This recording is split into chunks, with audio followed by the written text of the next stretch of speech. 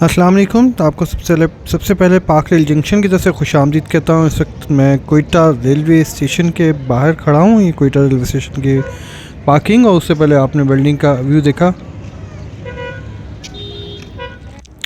और ये जाफ़र एक्सप्रेस एक दो ट्रेनों में से ट्रेन जो अब मेरे पे अल्फाज नहीं रहे, बिजिएस्ट रेलवे स्टेशन था, one of the busiest railway station Pakistan, Quetta railway station. अब सिर्फ यहाँ से दो ट्रेन्स निकलती हैं। एक ट्रेन जो कि पाकिस्तान के चारों सूबों से होकर गुजरती है, और एक चमन पैसेंजर जो कि सिर्फ चमन जाती है और शाम को वापस आती है। इस तरह कोयटा जाफ़र एक्सप्रेस जो कि पेशावर जाती है वाया लाहौर, और जाफ़र एक्सप्रेस जो पेशावर से कोयटा आती है वाया लाहौर। RG20 जो है वो लीड कर रहा है आज के लिए हमें, RG20 लीड करता है। 3G20 दिए थे कोयटा सेक्शन को, फिर वो वापस बुला लिए। बस अल्लाह ही हाफ़िज़ है, कोयटा सेक्शन का चल रहा है। ये चमन पैसेंजर ट्रेन जो कि प्लेटफॉर्म पे आके लगेगी जब जाफ़र एक्सप्रेस यहाँ से निकलेगी।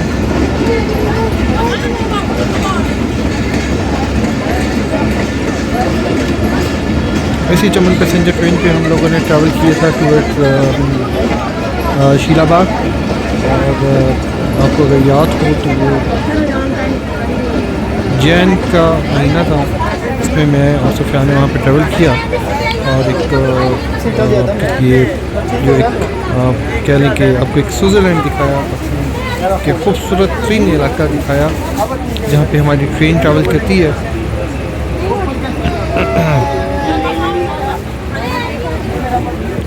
अच्छा, मैं अपने सफ़र की रुदात बताता चलूँ आपको। हुआ कि ऐसे कि मैं अल्लाह ताला मेरी पुप्पो को जन्नत नसीब करे, तब वो हयात थी, और ये ईद, छोटी ईद की बात है कि मैं उनसे मिलने गया। उनकी तबीयत ख़राब थी, उनसे मिलने गया। जाते हुए तो मुझे AC स्लीपर की टिकट मिल गई, लेकिन मुझे वापसी की टिकट नहीं मिल रही थी, सिवाय जो इकॉनमी क्लास के सीट के। बर्थ नहीं थी, सीट थी। तो मैं इस वक्त सीट पे बैठा हूँ। मिसल हो गया।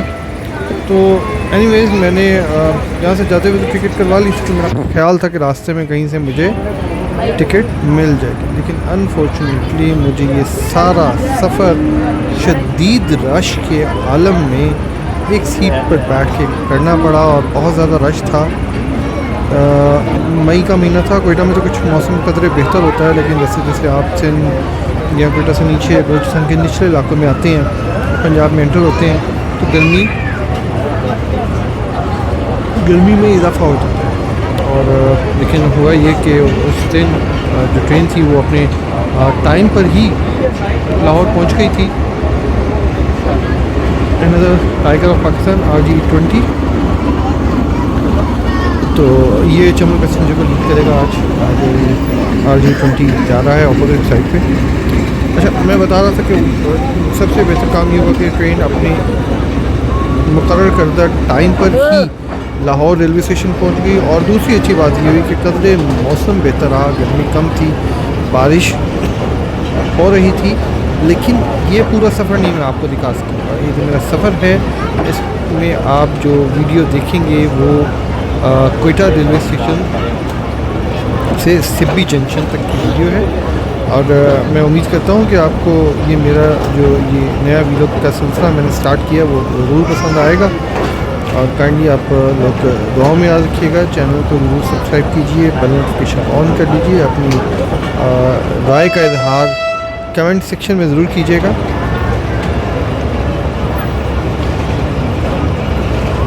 मैं आपको बता रहा था कि किसी ज़माने में कोयटा का जो रेलवे स्टेशन था one of the busiest railway station Pakistan में। यहाँ पे Jafar express, Quetta express, Akbar Bukti express, Akbar Bukti Quetta express के बाद में उन्होंने चेंज किया अकबर बुक्टी में। चिल्तन एक्सप्रेस चला करती थी, अबासीन चलती थी। अबासीन जो पहले किसी ज़माने में लाहौर से कोयटा चलती थी, फिर पेशावर से कोयटा कर दिया हुआ है फैसलाबाद। इसके अलावा बलूचिस्तान एक्सप्रेस चला करती थी, बनान मिल चलती थी। फिर कोयटा के लिए कोयटा से कराची के लिए एक ट्रेन नाइट कोच निकलती थी। बेशुमार ट्रेनें यहाँ से चला करती थी। चमन के लिए 2 ट्रेन जाया करती थी, एक सुबह एक शाम को। बेशुमार ट्रेनें निकलती थी यहाँ से, लेकिन अनफॉर्चुनेटली आहिस्ता आहिस्ता आहिस्ता आहिस्ता पाकिस्तान रेलवे अपनी बदहाली की तरफ चलता गया और आज भी मुसलसल बदहाली की तरफ जा रहा है। कुछ बेहतर हालात जो देखे गए वो पिछले दौर हुकूमत में देखे गए। मैं I am not going to politics और ना किसी टेक्निकल उसमें जाना चाह रहा हूँ, लेकिन एज ए पैसेंजर मैं बात कर रहा हूँ आप लोगों से। जो कुछ हम लोगों ने बेहतरी देखी वो लास्ट दौर हुकूमत में देखी, साथ रफ़ीक साहब के दौर में, जिसमें वो पैसेंजर्स जो कि किसी ज़माने में बड़े ही शौक़ से ट्रेन पे ट्रैवल किया करते थे वो वापस आए। उन्होंने बाकायदा अपने सफ़र का आगाज़ ट्रेन से करना शुरू किया, अपने डेस्टिनेशन को जो है कवर करना वो ट्रेन से करना स्टार्ट किया। मुझे मेरे एक दोस्त हैं वो बताते हैं।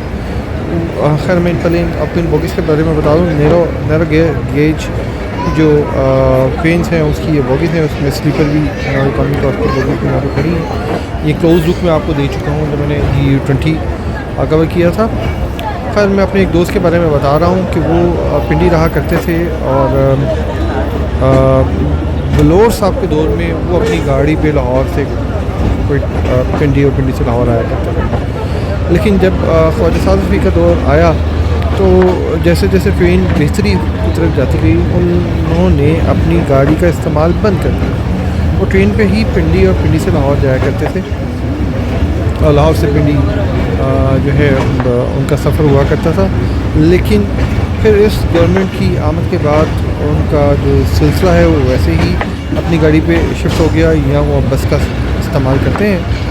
तो ये हालात हैं इस वक्त पाकिस्तान रेलवे के। प्राइवेटाइजेशन की तरफ जा रहे हैं जो कि एक बहुत अच्छा स्टेप है। मैं इसको भी बुरा नहीं कहता, पब्लिक प्राइवेट पार्टनरशिप होनी चाहिए ताकि मौक़े जो हैं इन्वेस्टर्स के लिए खुलें।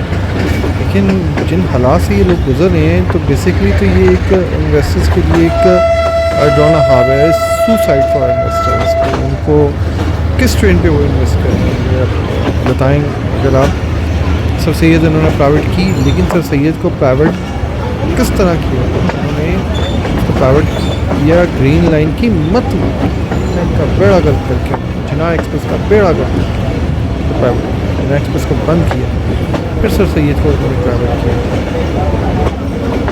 और इस वक्त हम लोग कोयटा लोको शेड के सामने से गुजर रहे हैं। उम्मीद करता हूँ कि आपको मेरी वीडियो याद होगी जो कोयटा लोको शेड पे मैंने बताई थी।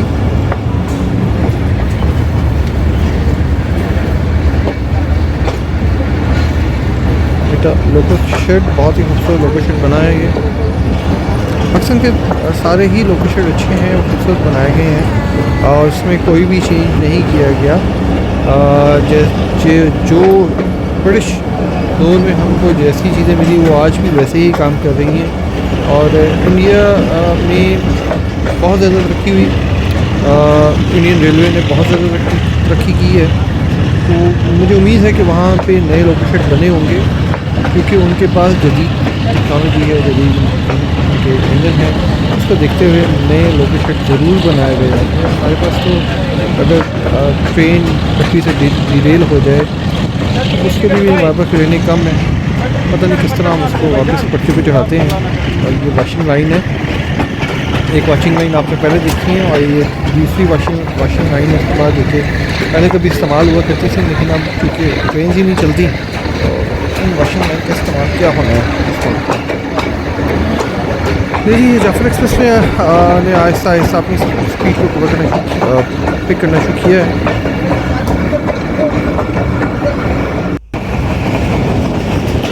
अब शहर से बाहर हम लोग निकल आए हैं बड़ी हद तक। ये थोड़ा सा हिस्सा आप आबादी का देखेंगे शहर से बाहर निकलते साथ ही हम लोग चलें, खैर इस बात को नहीं मैं बताऊँगा, लेकिन एहतियातन बतानी पड़ती है।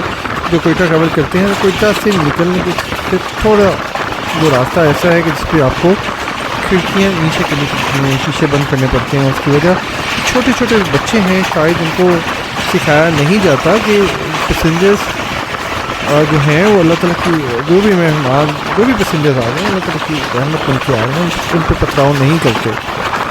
ये छोटी छोटी चीज़ें हैं जो कि बच्चों को बताना बहुत ज़रूरी है। Anyways, let's not get into details.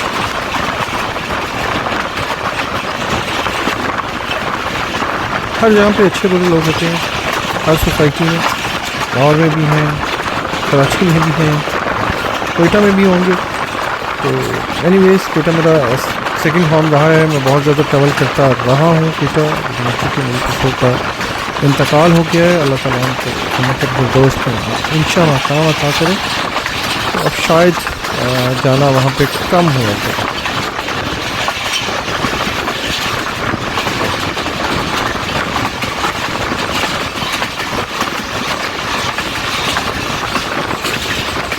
अच्छा, ये जो मेरा आप वी लोग देखेंगे, ये बेसिकली कोयटा रेलवे स्टेशन से कोलपुर रेलवे स्टेशन तक है। उसके बाद next video Kohalpur railway station से ऑनवर्ड बनाऊंगा और 3 से 5 सेक्शन में ये मैं जो ट्रैवल है वो कवर करूँगा, कोयटा से सिटी जंक्शन तक का। और उम्मीद करूँगा कि आप लोग ये वीडियो देखें और इसको शेयर भी करें अपने लोगों के साथ। ज़्यादा दाएँ बाएँ नहीं मैं हिल पा रहा था, उसकी वजह रश थी बहुत ज़्यादा, बहुत ही ज़्यादा रश था। ईद के दिन थे, मैंने आपको बताया। मैं भी वापस आ रहा था अपने शहर को, और भी लोग वापस आ रहे थे जो कि बड़े शहरों में रहते हैं। क्योंकि जॉब सब का उनका था, छुट्टियाँ गुजार के छुट्टियाँ ख़त्म हो गई थी, तो उन्हें भी वापस आना था। तो मेरे लिए उठ के बाहर पायदन तक जाना है, फिर वापस आना एक बड़ा इशू था। लोग भी डिस्टर्ब होते थे, तो मुनासिब मैंने यही समझा कि जो मुझे सीट मिली हुई है, इसी सीट पे बैठे, उसी सीट पे गुजारा करूँ, उसी सीट पे बैठे बैठे मैं आपको वीडियो दिखाता रहूँ।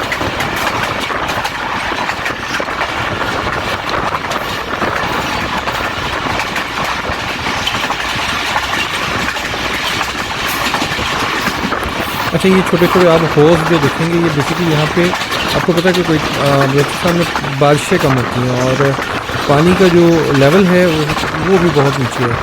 तो अक्सर जगहों पे पानी है भी नहीं। मादियत यहाँ पे अल्हम्दुलिल्लाह ताला ने बहुत ज़्यादा दी है, तेल है, गैस है और डिफरेंट मादियाँ में कोयला बहुत ज़्यादा निकलता है। और तो उसका लोगों ने सोल्यूशन भी निकाला, छोटे छोटे होल्स बनाए हुए हैं। तो उसमें जो बारिश का पानी आता है उसको वहाँ पे वो स्टोर कर लेते हैं और उस पानी को फिर वो यूटिलाइज़ करते हैं। तो अल्लाह ताला रहमत करे, हर जगह पे अपनी रहमत रखे। लाहौर में अल्हम्दुलिल्लाह पानी का कभी मसला नहीं रहा, लेकिन अब यहाँ पे मसला होना शुरू हो गया है क्योंकि बड़े बड़े प्लाजे बन गए, एग्रीकल्चर लैंड थी उन पे वो बना दिए, सोसाइटीज़ बना दी। फिर दाएँ तरफ जो आप देख रहे हैं ये सेब का बागा आता है, सेब ही सेब यहाँ पे आपको मिलेगा। जब आप यहाँ से गुजर रहेंगे बहुत ज़्यादा सेब यहाँ पर, और दूसरा फल जो हमें मिलता है अनार है, फिर उसके साथ जो आपको फल मिलता है वो अंगूर है, बहुत ज़्यादा अंगूर यहाँ का बहुत ज़्यादा फेमस है बलूचिस्तान का। खैर मैं बात कर रहा था लाहौर में भी पानी का इशू आना शुरू हो गया। उसकी वजह ये कि सोसाइटियाँ जो बन गई एग्रीकल्चर लैंड पे और एग्रीकल्चर से हुआ करती थी किसी ज़माने में। उनके चबूजी की मैंने कुछ पुरानी चीज़ें देखी हैं, चबूजी के दाएँ बाएँ बागात हुआ, मतलब खेत हुआ करते ख़त्म है। खैर क्या किया जा सकता है। अच्छा, अब ये आपको चिमनियाँ देखेंगे, ये बेसिकली एक आपको सिलसिला यहाँ से नज़र आएगा और ये सिलसिला स्पीजन जंक्शन से भी आगे तक जाता है। और यहाँ से एक बहुत बड़ी तादाद ईंटों की जिसको तस्वीर किया जाता है बलूचिस्तान के डिफरेंट सिस्टम में। कोयटा तो ऑब्वियसली यहीं से जाएगी, लेकिन इसके अलावा ऑफिसदार और उसके बाद आगे भी जहाँ से इसकी कह लें कि आपको दरख्वास्त आती है या डिमांड आती है, वहाँ पे फिर इन चिमनियों से ईंटों को तसील किया जाता है। और ऑब्वियसली जो तसील का ज़रिया है, और अनफॉर्चुनेटली जो तसील का ज़रिया है वो ट्रैक्टर ट्रालियाँ हैं, ट्रेन का इस्तेमाल नहीं है। ये एक बहुत अनफॉर्चुनेट कह लें कि एक है। इतनी ज़्यादा यहाँ पर चिमनियाँ हैं, बेसिकली तो यहाँ पे स्टेशन होनी चाहिए, जो कि है भी स्पीडन जंक्शन के नाम से है। उसके लिए स्पेशल एक ट्रेन चलनी चाहिए, फ्रेट ट्रेन, जो कि यहाँ से ईंटों को उठाए। एक कॉन्ट्रैक्ट किया गया है यहाँ के लोगों के साथ, तभी हम आपको पड़ेगी। फिर जिसने वहाँ पे एक एजेंसी बनाई जो सिटी के अंदर, ये थोड़ा सा आगे स्टेशन ले लिया जाए, वहाँ पे एक एजेंसी बनाई गई जहाँ पे आपका ईंटों का स्टॉक पड़ा हो, और फिर जिसने लेनी है वो वहाँ ईंटें ट्रैक्टर ट्राली के जरिए या जिस भी मीन के थ्रू लेना चाहता है वो वहाँ से ले। इस तरह कॉस्ट कम होगी, कॉस्ट कटिंग हो जाएगी यार। मतलब कि एक ट्रैक्टर ट्राली आपकी कितनी यूज हो जाएगी? 5,000, 10,000, for the sake of argument कहते हैं 20,000। एक जो फ्रेट ट्रेन है वो आपको कितनी इंची लेके जा सकती है? अगर उसके साथ 10 बोगी लगा दें, एक बोगी में हम उसको भी for the sake of argument 10,000 कर देते हैं, ठीक है, और 10 बोगी में 1,00,000 की इंच चली गई। ये एक फ़ायदा है। और डीजल का भी एक्सपेंस, लेबर एक्सपेंस, उस पर भी फ़र्क पड़ जाएगा। लेकिन अल्लाह दे गंजे को नाहुन और पाकिस्तानी हुक्मरानों को अकल, बस फिर यही हाल होगा हमारे मुल्क का जो हो रहा है। डॉलर फिर 171 पे पहुँच गया। अल्लाह, यहाँ पे किसी को बात करते हुए भी डर लगता है।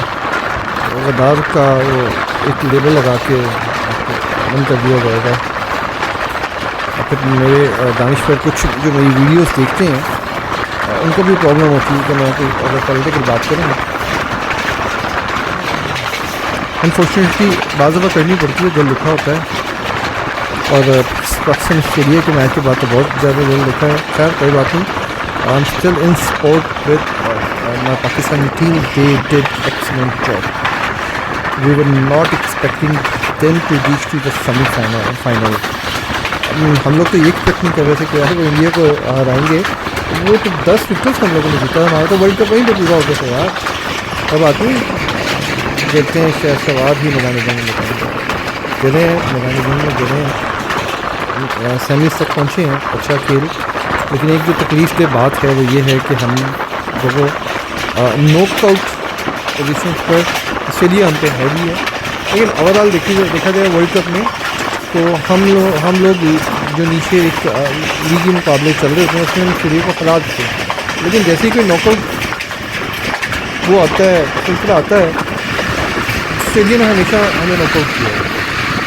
तो ये सिलसिला हमें ख़त्म करना पड़ेगा, उसको देखना पड़ेगा। मैच रिटर्न का डेफिनेटली फ़र्क पड़ा है, कैलेंडर से डेफिनेटली फ़र्क पड़ा है, प्लान से डेफिनेटली फ़र्क पड़ा है। एक पॉजिटिव माइंड सेट का बंदा अगर हमारी टीम के साथ होगा तो एक उसका इम्पैक्ट आएगा। जिसका बाबा वेरी मेच्योर, कुछ गलतियाँ थी जो उन्होंने की अपनी कैप्टनसी में लास्ट मैच में, जैसे हफीज़ को वाइल्ड के खिलाफ पहले ओवर में लेके आए थे, मतलब कि शाहीन के बाद, तो वो गलती थी। ना ठीक है, अच्छा बॉलर है, लेकिन आपको पता है कि Hafeez is a death warrant for the lefties. तो पहले ट्राई करना चाहिए। प्रेशर में थे वो, पहले वो विकेट भी नहीं थे हमें, प्रेशर में तो थे। और फील एक आपका एक पॉजिटिव होता। खैर फिर ये क्रिकेट की तरफ निकल के तजिए। मैं क्रिकेट एनालिस्ट नहीं हूँ, लेकिन बार देखता हूँ और खेलता भी था। कुछ थोड़ी सी बात मैंने कर ली। ये स्पीडन जंक्शन हम लोग पहुँचे, बहुत ही खूबसूरत जंक्शन है। यहाँ से डिफरेंट ट्रैक निकलते हैं। जंक्शन यहाँ पे मैं आपको बता रहा हूँ, तो यहाँ से डिफरेंट जो है वो ट्रैक निकलते हैं, जिसमें नौशाकुंडी करके कोई जगह है। इस तरह डिफरेंट जो है वो बोर्ड आपको एक जगह नज़र आएगा, तो काइंडली वो बोर्ड पढ़िएगा। मैंने वो बोर्ड पढ़ा था और याद करने की भी कोशिश की, लेकिन जैसे मैं वॉइस ओवर करने लगा था मैं फिर बोल रहा हूँ, मैं देखता हूँ अगर बोर्ड पर मेरी नज़र पड़ी ये वीडियो देखते देखते तो मैं आपको बताऊंगा कि कहाँ से इसके रास्ते निकलते हैं और क्यों इस पर टेंशन कहाँ है।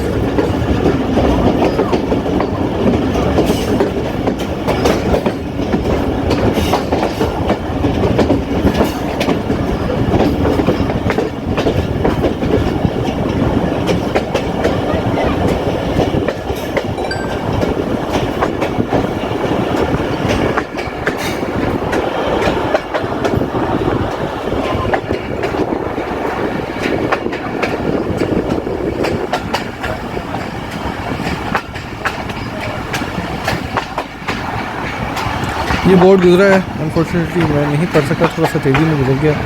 आप इसको पढ़िएगा जब भी आपको टाइम मिले।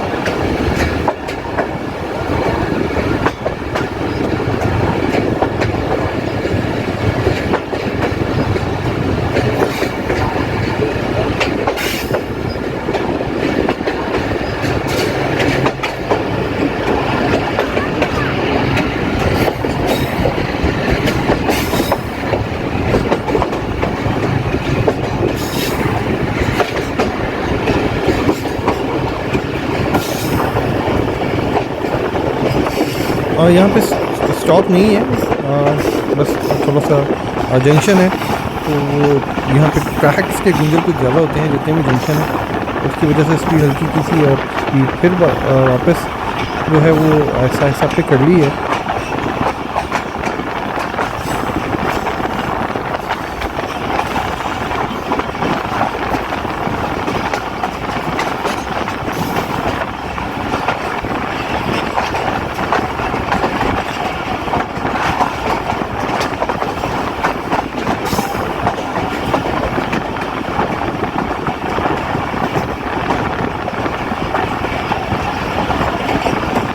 इस जंक्शन की मैं बात कर रहा था कि इसको एक पॉइंट बनाया जा सकता है जहाँ पे सारी ईंटें यहाँ पे आएँ, यहाँ से डेली की डेली एक ट्रेन यहाँ पे आए और वो यहाँ से ईंटें उठाए और कोयटा उससे थोड़ा सा आगे या सरियाब पर, इवन के सरियाब को भी आप वर्किंग में ला सकते हैं।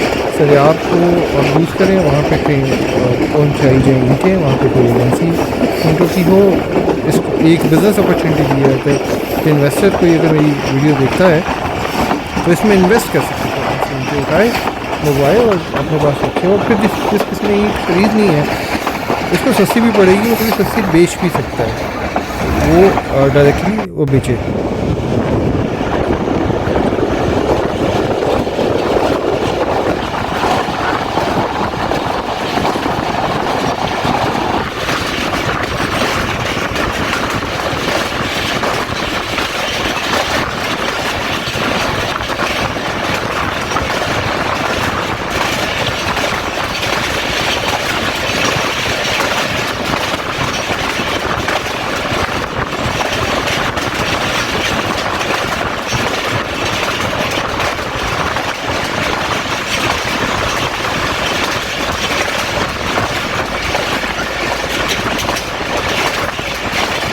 फिर ये सेब के बाद आप देखें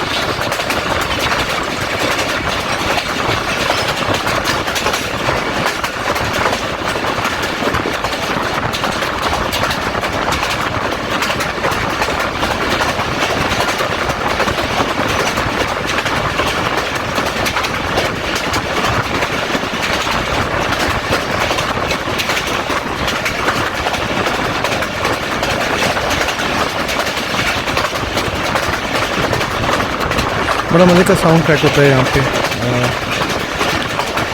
अभी भी आप साउंड ट्रैक को फील करें, बहुत ही मज़े का साउंड ट्रैक है। कोई कैसे होगी सिटी तक का इलाका है, बहुत खूबसूरत साउंडिंग, बिल्कुल आबादी नहीं है, पहाड़ है, तो वो जो आवाज़ गूंजती है वो बहुत ही खूबसूरत।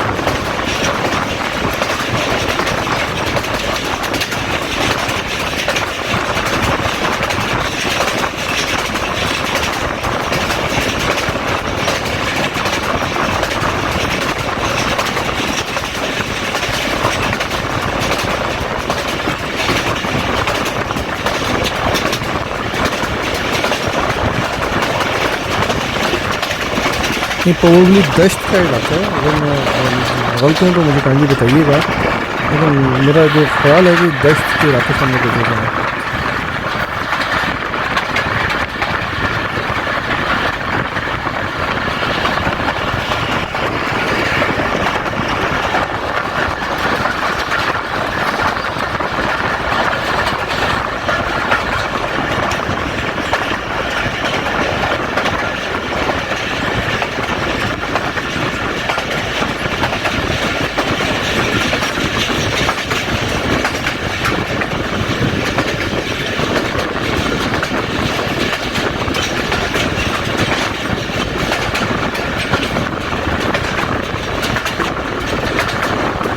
और तकरीबन हम कोलपुर रेलवे स्टेशन के पास हैं और थोड़ी देर में हम 2 मिनट में कोलपुर रेलवे स्टेशन पहुंच जाएंगे। उम्मीद करता हूँ ये मेरी वीडियो आप लोगों को पसंद आएगी। आपकी सजेशन राय इजाज़त कीजिए, जो कई मैंने गलत बात कही मेरी माजरत, और जहाँ पर मेरी स्टार्ट की जरूरत है वहाँ पर स्टार्ट कीजिए।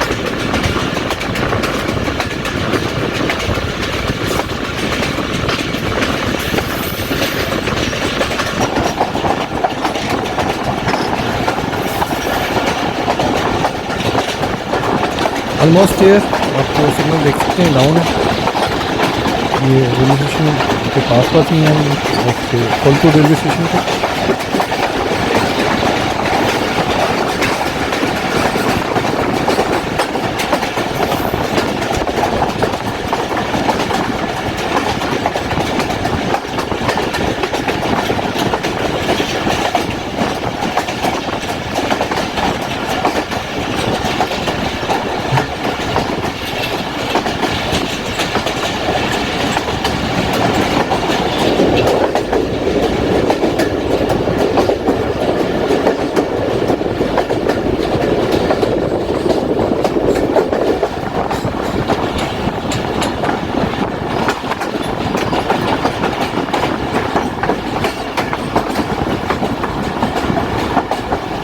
और ये रही पहली टनल।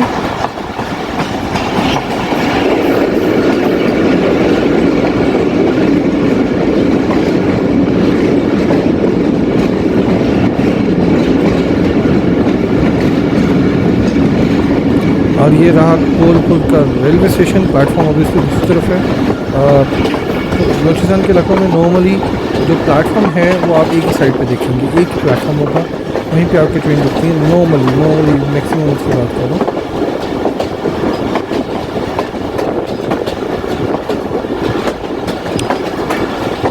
नहीं, इजाज़त दीजिए, आपसे दोबारा मुलाकात होती है मेरी अगली वीडियो में। अपना और अपने रिश्तेदारों का और गिरद के लोगों का ख्याल रखिएगा। अल्लाह हाफिज़।